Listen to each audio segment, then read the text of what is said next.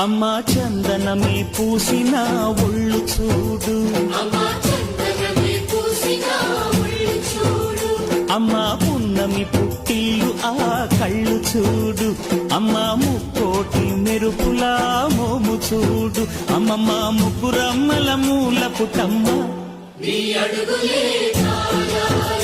అమ్మా నిప్పుల్ని తొక్కిన నడక చూడు, అమ్మా దిక్కుల్ని దాటిన కీర్తి చూడు, 1000 సూర్యుళ్ళై మెరిసిన